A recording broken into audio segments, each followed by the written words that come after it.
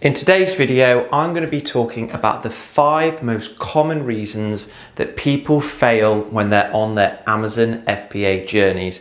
So hopefully when you watch this video, you'll learn something to make sure that you don't make the exact same mistakes. As always, guys, if you do enjoy this video, please remember to subscribe. Now let's get into the video. Okay, so the first reason that a lot of people do end up failing when they do Amazon FBA is because they rush the process. They get really excited when they find out about Amazon FBA, about how much money you can earn and how well you can really do.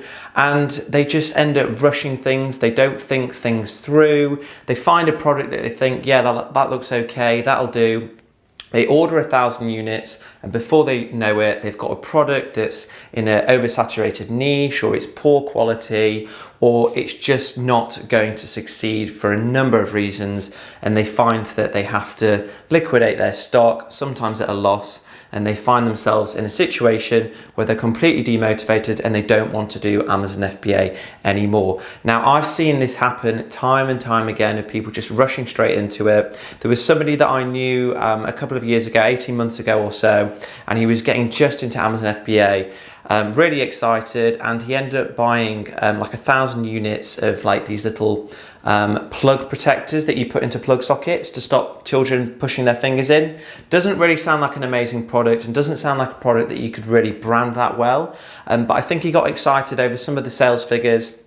He ordered an absolute shed load, and guess what? I think he actually sold maybe like 20 or 30 at a loss after pay-per-click advertising, and he had to liquidate his inventory. Another seller, somebody else that I knew, rushed into it, again got really excited, found a product that had really good sales, but they didn't think things through and they didn't do their checks on patents, and guess what? After just 2 days of selling the product on Amazon, it got removed because they were infringing on somebody else's patent, because they just rushed into it, they hadn't done their research and they hadn't done their thinking. So guys, that is the first reason that I'm going through in this video of why people fail Amazon FBA. It's that they rush into it. Take your time. This is a real business. Amazon is not going anywhere. You might be finding yourself in a situation now where you're like, I need to get in for Q4, I need to get in for the Christmas sales. Please do not do that, because if you rush, it is more than likely that you will make a mistake and that you will fail.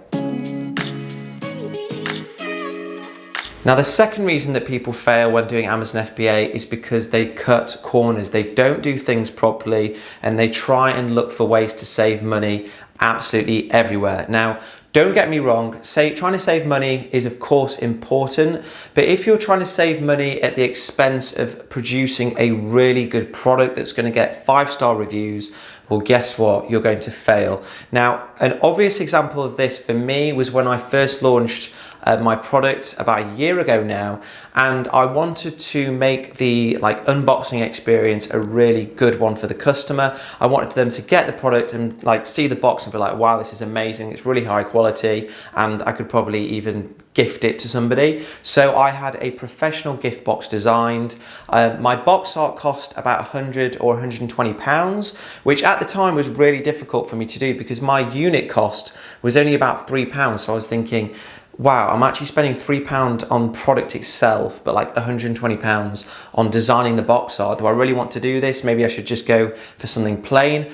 I am so glad that I actually went for the gift box, because I've had so many reviews from customers saying it comes in a really nice box, I'm going to buy it for a friend as well, etc, etc. And with that product, I've made over like £100,000 worth of sales now. So that £100 investment up front actually didn't cost much relatively to the amount of sales that I've made. So guys, when you're looking at doing your product research, or if you're about to launch a product, please do not cut corners. Make sure you go for the best box art that you can think of, the best option. Make sure you go for a good logo, so get a good logo designed. Basically, just don't try and cut corners, because it really will catch up. You'll end up getting a product in that's just substandard, and somebody else will come along and they'll probably, have amazing box art, or they'll have a really high quality product, and you'll end up seeing your sales suffering. So that's reason number 2, do not cut corners. The third reason that I see people fail when doing Amazon FBA is because they get emotionally attached to their product. I see it happen time and time again, and to be completely honest, it's something that I've done before. So what do I mean when I say getting emotionally attached to a product? Well, let's just say, for example, you spend 2 months researching a product.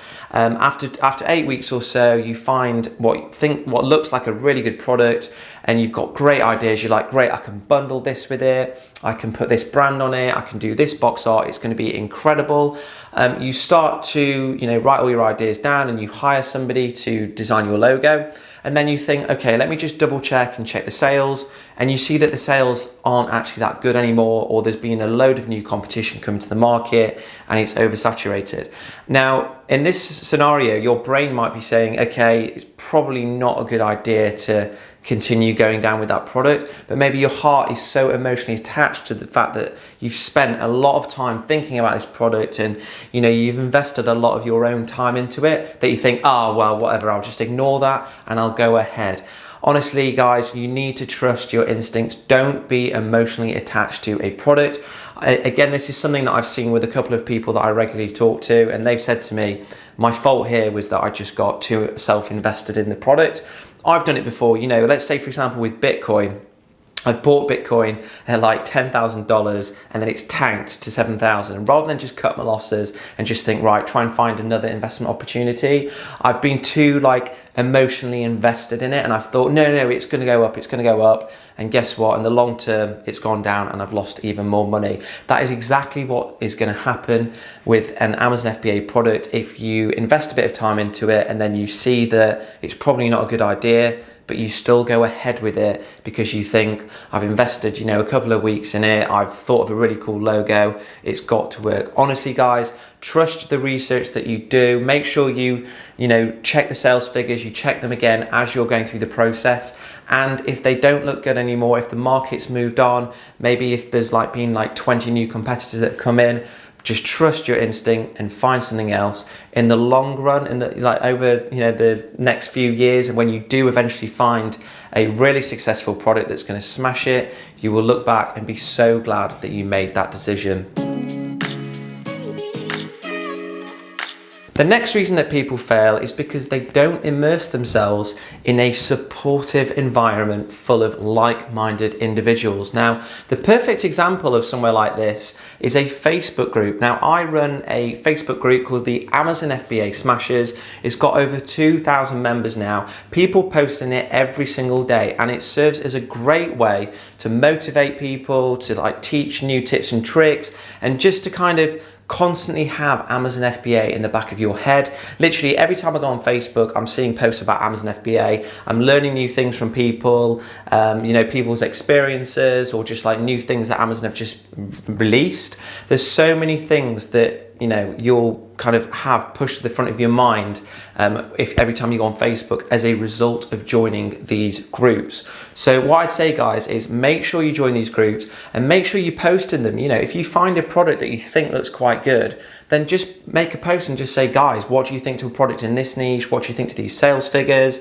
Do you think I should go ahead if the profit margins are this? And so on and so forth. You will learn a huge amount, regardless of whether you post a lot or not, actually, just by seeing other people's posts. So I'd say make sure, if you're going to be doing Amazon FBA, you join, all the groups on Facebook, you join any forums online, and every day, just bit by bit, you kind of visit them, and honestly, you will pick up so many little tips and tricks, and more likely than not, you will stop yourself from making costly mistakes and from failing when doing Amazon FBA.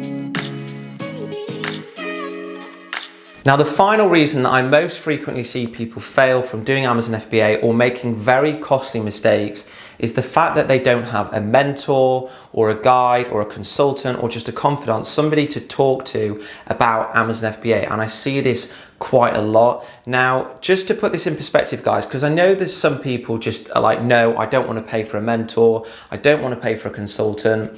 I paid for a coach and mentor when I was first learning about Amazon FBA, and it cost me £500. Now, that does sound quite a lot, but just as with the box art example, it's an investment. So this time it's an investment in yourself. And just to put it in perspective here, that cost me £500. I'm going to put my sales here from the last 12 months on Amazon FBA. It's like £160,000. £500 compared to £160,000 is not even 1%. It is nothing. And I cannot tell you how invaluable having that mentor by me was. Whenever I had a question, I just messaged them. If I ever wanted an opinion on a product picture that I'd made or my listing, I just messaged them, and I'd get a response back and say, do you know what, Jansen, I think you should change this, or I think you should improve this. That was completely invaluable. And just to highlight this point even more, this week somebody posted in the Amazon FBA Smashers group, and they said, I've just made a bit of a costly mistake here. I've just spent £200 on like a barcode when I don't think I needed to. Is there any way I can get my money back? And the response that I made was, I don't think you can get your money back, but just to kind of, highlight that this is a reason that I think everybody should try and have a coach, a mentor, or just somebody that they can bounce ideas off, that they can say, should I go ahead with this? Do you think this is a good idea? Just somebody to kind of give you an independent opinion. There's loads of people, loads of my students that message me, and they honestly find it so valuable that somebody else that isn't them, a new pair of eyes, can look at their listing or look at their research or their product and can, give like a completely independent opinion and kind of, help them to make improvements. So that is the fifth reason that people honestly do make such costly mistakes, is that they go ahead and try and do Amazon FBA completely alone, and they just end up doing things, making mistakes, or they end up, going down the wrong path and not getting any independent views or something like that. They think a product they found is a fantastic idea. They go to launch it, and it's just like the entire market, the entire customer base is like, what on earth is that? So that is my fifth reason, guys. I would 100% recommending a coach, mentor, consultant, whatever you want to call them. Just try and find somebody that you can bounce ideas off. So those are the 5 most common reasons that people end up failing when doing Amazon FBA. So hopefully, guys, now that you've watched this video, you can make sure that you don't make the exact same mistakes. If you have enjoyed this video, please remember to subscribe and post a comment in the comment section below. And guys, if you've got any requests for future videos or any ideas or anything like that, just post them below and I'll more than happily look at them. My goal is to teach you as many tips, tricks, tutorials, just anything to do with Amazon FBA. So honestly, do feel free to post a suggestion in the comment box below. Anyway, guys, that's it for this week. I will see you next time.